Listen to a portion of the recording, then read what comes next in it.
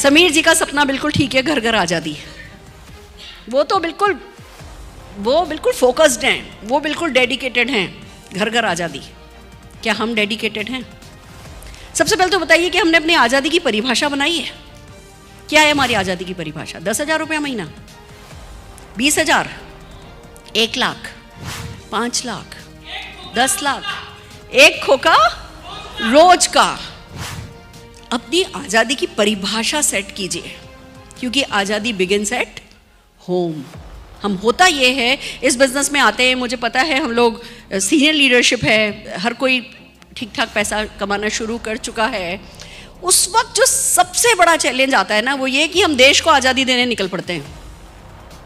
खुद क्या कर रहे हैं पे रोज रोज चेक नहीं लगाते हैं। मैं आज इस नाजुक मौके पर इस नाजुक सी बात को इसलिए कह रही हूँ, क्योंकि अगर कोई चीज़ हमें रोक रही है अभी हमारी सफलता से, दिल चाही आज़ादी से अगर हमें दूर रख रही है, तो वो भी ये सोचिए कि अच्छा अब तो मेरा नेटवर्क बन गया, अब तो काम शुरू हो गया, अब तो मेरे पास लोग हैं। हम परफॉर्मर से ज़्यादा मैनेजर बनने लगते हैं। और वो जो रोज़ हम मोटिवेट होते थे, रोज़ खुद को इंस्पायर करते थे, रोज़ उठ करके कोई लिस्ट बनाते थे, रोज़ उठ करके कोई अपॉइंटमेंट लेते थे, रोज़ उठ करके जाके 5 टिकट बेच करके आते थे। हमें सिर्फ ये चेक करना है कि जो कुछ करके हम अभी सक्सेसफुल हुए हैं, वो करना हमने कम तो नहीं कर दिया, वो करना हमने बंद तो नहीं कर दिया। ये बात ठीक है, जैसे जैसे हम लीडरशिप की पायदान पर आगे बढ़ते हैं, हमारे रोल चेंज होते हैं। ये थोड़ा सा मिसकंसेप्शन है, हमारे रोल चेंज नहीं होते, हमारी रिस्पॉन्सिबिलिटीज एड ऑन होती हैं। हमारा जो बेसिक रोल है वो हमेशा लाइफ लॉन्ग सेम रहता है। तो जो एक क्वेश्चन मैं आज आप लोगों को अपने ऊपर सोचने के लिए होमवर्क देना चाहूँगी, वो ये कि जो करके यहाँ तक पहुँचे हो, क्या वो अभी भी कर रहे हो? टीम मैनेजमेंट में कहीं आपने अपने अंदर की आत्मा को कहीं दबा तो नहीं दिया है? वो एक उत्साही से बच्चे को, जो बाहर सड़क पर कोई व्यक्ति दिखता था, पिंपल उसके गाल पे होता था और हम सोचते थे जाए जा करके उससे बात करते थे, वो बच्चा कहीं बड़ा तो नहीं हो गया है? वो उत्साह कहीं कोई कम तो नहीं हो गया है? वो जो काम जो सबसे मुश्किल लगता है ना लेना, वो हमने कहीं अपनी टीम पर तो नहीं छोड़ दिया है कि ना लेने का काम टीम करे? हम तो जाएंगे, hi bye, autograph, photograph and presentation करेंगे, मैसेंजर हैं, परफॉर्मर हैं, टीचर हैं, पढ़ाएंगे। ना लेने की जिम्मेवारी किसी और की। मैं आपसे पूछती हूँ, कल कितने लोगों ने ना ली थी? You can raise your hand. That's the point. 10% लोगों के भी हाथ खड़े नहीं हैं। जब रात को सोते हो तो अपने आप से पूछने की हिम्मत रखो कि आज किसी की ना ली। जिस दिन किसी की ना नहीं मिले तो सोना नहीं है। अगर ये करोगे तो 1.25 करोड़ के चेक पर पहुंचोगे। Are you ready? तैयार हो? होता है जब हमारा पैसा आने लगता है ना, 20, 25, 30 हज़ार रुपये आने लगता है, ये जो ना लेने का काम है ये आसान नहीं है।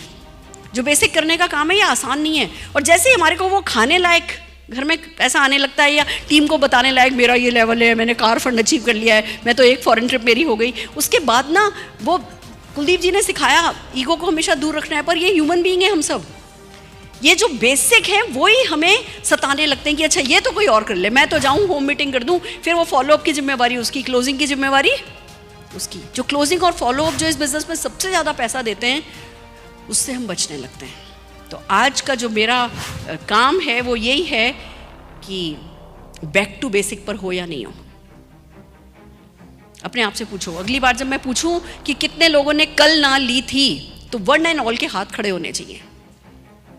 हाँ लेने निकलोगे तो ना मिलेगी ना, और ना लेकर के घर आ गए, अगले दिन फिर ना लेने चले गए, फिर उसके अगले दिन फिर ना लेने चले गए, तो क्या होगा? उन्हीं ना के बीच में से हाँ निकल करके आएगी। अपना माइंड सेट करो कि मुझे ना लेने के लिए रोज घर से निकलना है। Are you ready? तैयार हो? तो चलिए, मैं हर वक्त ये महसूस करती हूँ कि एक्शन तो हमारे बिजनेस में बहुत आसान है। नाव पे बैठ के चप्पू चलाने में क्या मुश्किल है बताइए? कोई भी चला सकता है। पर उस नाव में छेद नहीं हो, ये देखना हमारा सबसे बड़ा काम है। वो नाव सही डायरेक्शन में जा रही हो, ये देखना हमारा सबसे बड़ा काम है।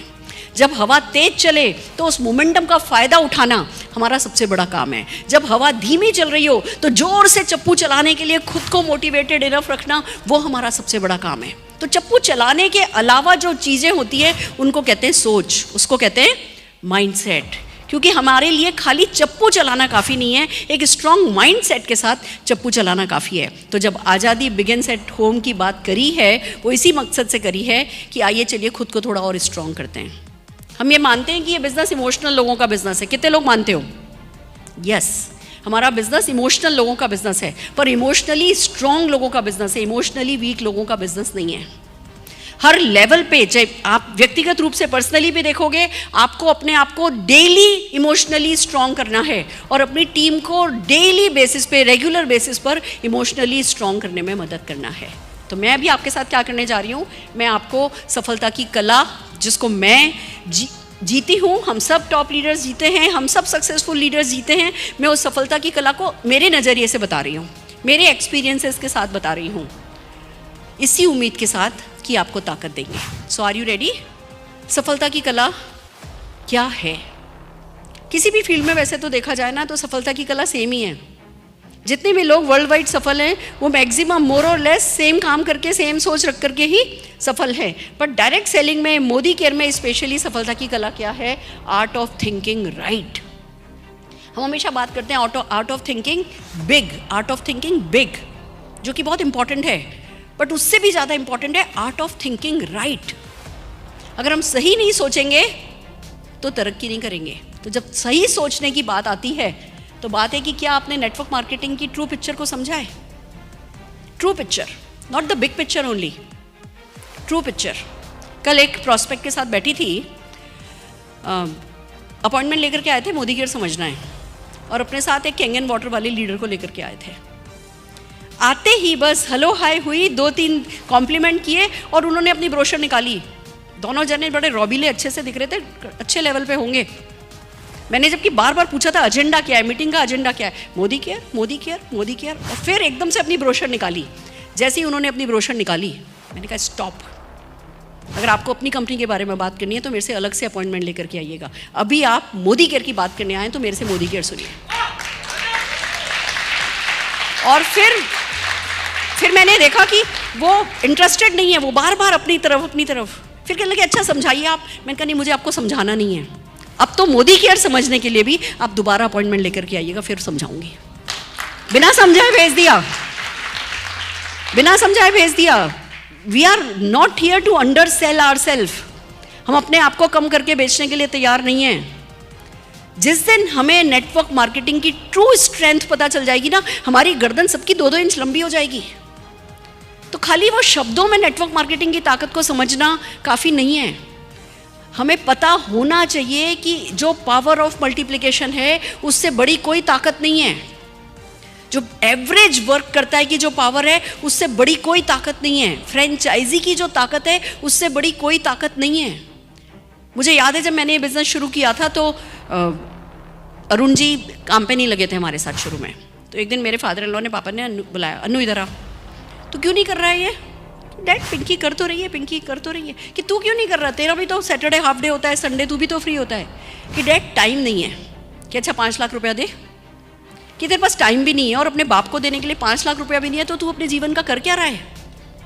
कि अच्छा ठीक है डैड, इस संडे से काम करूँगा। ऐसे शुरुआत हुई थी हमारी।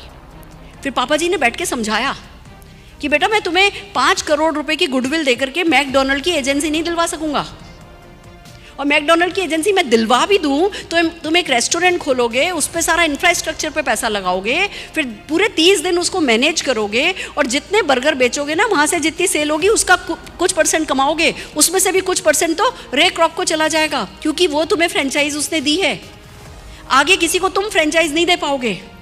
और ये जो मोदी केयर बिजनेस है, इसमें मुझे समझ में आ रहा है, दिख रहा है कि भैया ग्रुप तो बड़ा है, 65,000 करोड़ का ग्रुप है, इनको तो सफलता का स्वाद है, इनको तो सफलता आती है, ये तो बड़े लोग हैं, और ये करोड़ों रुपया लगा रहे हैं, साथ में अपना नाम लगा रहे हैं, उस नाम का तुमसे पैसा भी नहीं मांग रहे।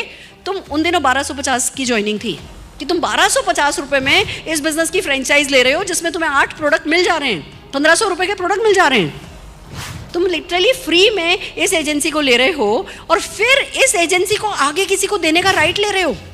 फिर वो भी जिसको तुम एजेंसी दोगे, वो भी किसी को एजेंसी दे सकता है, फिर वो भी किसी को एजेंसी दे सकता है, फिर वो भी किसी को एजेंसी दे सकता है। ऐसे नीचे 1000 लेवल पे भी जो एजेंसी जाएगी, जब उसके घर में डिटर्जेंट काम में आएगा, टॉयलेट क्लीनर काम में आएगा, तो कुछ ना कुछ परसेंट तुम्हारे हाथ में आएगा। तुम्हें इस बिजनेस की ताकत समझ में नहीं आ रही? दोस्तों सच बात है, बुरा नहीं मानना, मैंने लाखों ट्रेनिंग अटेंड करी हैं, पर मुझे सोने तो पापा जी की उस बात ने आज तक नहीं दिया है। मुझे अभी भी ऐसा लगता है जैसे मैंने कुछ नहीं किया, मुझे अभी भी ऐसा लगता है जैसे हम कहीं पहुंचे ही नहीं हैं। इस बिजनेस की जो ताकत है, उस ताकत को हमने अभी तक एक्सप्लोर ही नहीं किया है। हम वो 10, 20, 25, 50 हज़ार, लाख रुपए, 2 लाख रुपए, 8 लाख रुपए के चेक पे आ जाते हैं, 20 लाख रुपए के चेक पे आ जाते हैं, 1 करोड़ रुपए के चेक पे आ जाते हैं, और हम सोचते हैं जैसे हमने बहुत बड़ा तीर मार लिया। ये वैसा ही है जैसे कि फरारी मिल रही हो और हम उसका एक टायर का एक पेज लेकर के घर बैठ जाएं चुपचाप। ये गलती नहीं करनी है। It's too big to be true. हम में से किसी के पास इनफ वर्ड्स नहीं हैं इस इंडस्ट्री के बारे में बताने के लिए, और आप किसी अलग दुनिया में नहीं रहते हो। हमारी इंडिया कंट्री की अगर बात करें तो यहाँ की पॉपुलेशन सबसे ज़्यादा है, यहाँ पॉपुलेशन की डेंसिटी बहुत ज़्यादा है, यहाँ हमारे सोशल टाई-अप्स बहुत ज़्यादा हैं, यहाँ की ट्रैवलिंग कॉस्ट बहुत कम है, यहाँ पर पार्ट टाइम अपॉर्चुनिटीज़ बिल्कुल नहीं है, और अगर हैं भी तो हम लोगों की ईगो इतनी है कि हम अपने बेटे को किसी मैकडोनल्ड पे वेटर बना करके या बॉय बना के खड़ा नहीं करेंगे, न्यूज़पेपर बांटने के लिए अपने बेटे को नहीं देंगे, या कार हमारे घर में कार लेकर के हमारे घर की बहू किसी और के बच्चे की गवर्नेंस बनने नहीं जाएगी। दूसरी कंट्रीज़ में ये सब होता है। हमारे यहाँ पार्ट टाइम ग्रेसफुल अपॉर्चुनिटीज़ बिल्कुल कम हैं, और हमें ऑल आउट जाना है इस अपॉर्चुनिटी को एक्सप्लोर करने के लिए। और जब आप काम पे लगोगे तो एवरेज का जो प्रिंसिपल है ना, लॉ ऑफ एवरेज, वो अगर सबके लिए काम करता है तो वो भी आपके लिए काम करेगा। खाली पावर ऑफ मल्टीप्लिकेशन नहीं काम करेगी आपके लिए। 2 से 4, 4 से 8, 8 से 16, 16 से 32, 32 से 64, 2 रुपए को 30 दिन मल्टीप्लाई करो, 53 करोड़ हो जाता है। ये तो सबको समझ में आता है, पर जितना बड़ा लॉ ऑफ मल्टीप्लिकेशन है उतना ही बड़ा लॉ ऑफ एवरेज है। आप भी जाकर के 10 लोगों से मिलोगे तो 10 में से 6 लोग आपको घास नहीं डालेंगे, 4 लोग आपको सुनेंगे, 2 लोग आपको समझेंगे, उसमें से एक आपको मैक्सिमम चांसेस है कि एक रिजेक्ट कर दे, एक आपको ज़्यादा से ज़्यादा एक्सेप्ट करेगा, और ऐसे 10 लोगों में से फिर 2 ही लोग, 3 ही लोग आपके पास बने होंगे। तो फिर डिसहार्टन क्यों होते हैं हम? इतनी बड़ी अपॉर्चुनिटी में किसी ने ना कह दी, या आप एक्शन पे लगे और आपको डिजायर्ड रिजल्ट नहीं मिले, 1 रात में नहीं मिले, 2 रात में नहीं मिले। आप में से कितने लोगों को पता है कि मेरा पहला चेक 9वें महीने में आया था, 167 रुपीज़ का चेक। 9th मंथ तक किस बात के भरोसे टिका था? मैं आपको बताती हूँ किस बात के भरोसे टिका था। इसको हम कहते हैं बूंद को समुंदर बनाना, विजन। अब हमें पता चला कि बाहर की कंट्रीज़ में 4000 से ज़्यादा प्रोडक्ट नेटवर्क मार्केटिंग के थ्रू मूव होते हैं। मैंने, मेरी सिस्टर आ रही थी, उनसे कुछ लिटरेचर मंगाया था, उसमें जो भी मेरे को दिखाई दिया उसमें एक बात समझ में आई, IBM, Ford, Toyota, Coca Cola, Pepsi, Whirlpool, ऐसी बड़ी बड़ी कंपनी डायरेक्ट सेलिंग में एसोसिएटेड हैं, डायरेक्टली और इनडायरेक्टली। तो अगर दूसरी कंट्रीज में टोयोटा कार जितनी बिकी है जापान में, उसका 30% डायरेक्ट सेलिंग के थ्रू बिका है, तो इंडिया में क्यों नहीं बिकेगा? जो आज चाचा मेरे मना कर रहे हैं कि नहीं, किस चक्कर में पड़ गई है, वो चाचा एक दिन पक्का मेरे पास आने वाले हैं। बेटा, वो पता चला है कि तुम्हारे मोदी केयर का नंबर हो तो टोयोटा कार पे 30% डिस्काउंट मिलता है, बेटा दिला दो ना। पर ये समझदारी मुझ में होनी चाहिए कि मैं, चाचा मना कर रहे हैं तो चाचा की तरफ हो जाऊं, या मैं अपनी तरफ रहूं हर हाल में। उनकी किस्मत खराब है, मेरी तो किस्मत ठीक है, मुझे तो डायरेक्ट सेलिंग का संगीत सुनाई दे गया है।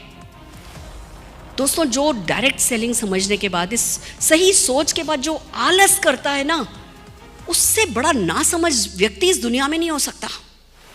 अगर अभी भी आप अपने जितने भी सेकंड्स अवेलेबल हैं, उन सेकंड्स को किसी न किसी नेटवर्किंग एक्टिविटी, प्रोडक्टिविटी में नहीं लगा रहे हो तो बेवकूफ हो। तब तक आपके सबकॉन्शियस में नहीं चला जाए ना कि आलस पाप है, तब तक इस बड़ी पिक्चर के लिए कुछ ना कुछ करते रहो। कोई ना कोई मीटिंग अटेंड करो, कोई ना कोई यूट्यूब अटेंड करो। पर एक बात बता दूं, बड़ी पिक्चर समझ में तो तभी आती है जब हम एक्शन कर रहे होते हैं। मेरे को तो हर चीज का सोल्यूशन एक्शन दिखाई देता है। सबसे ज्यादा खुश भी तभी होती हूँ जब एक्शन कर रही होती हूँ, सबसे ज्यादा बड़ा भी तभी सोच रही होती है जब एक्शन कर रही होती हूँ। जब हम घर में बैठते हैं या आलस करते हैं तो पता है क्या सोचने लगते हैं, आजकल ना रिस्पॉन्स मिल नहीं रहा, होम मीटिंग करो, आते ही नहीं लोग, आ जाएं तो कोई सुनता ही नहीं ढंग से, सबको तंबोला चाहिए। पहले हम सोचते हैं हमारा नहीं चल रहा, फिर थोड़े समय बाद हमें अपने आप को समझाना पड़ता है किसी का भी नहीं चल रहा, क्योंकि हमारा नहीं चल रहा तो दुख होता है। तब तो आपको अपनी तरफ उंगली करनी पड़ती है, हमारा नहीं चल रहा, किसी का ही नहीं चल रहा तो दिल को सुकून हो जाता है। अच्छा किसी का भी नहीं चल रहा तो हमारा नहीं चल रहा तो कोई फर्क नहीं पड़ता।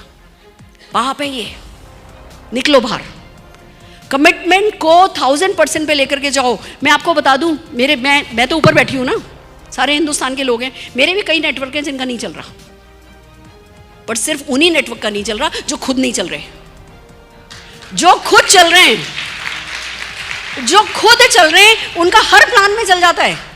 अरे जो खुद चलते हैं ना, उनका 3% से 21% तक का हर महीने जीरो हो जाने वाले प्लान में 8 प्रोडक्ट के साथ भी चल गया ना। सामने खड़े हैं ना आपके। तो चलने वाले सब जगह चल जाते हैं और ना चलने वालों को बहाना 100। तो ट्रू पिक्चर को अपने कमिटमेंट से आंको। Are you ready? तैयार हो? फैंटास्टिक, सही सोचो।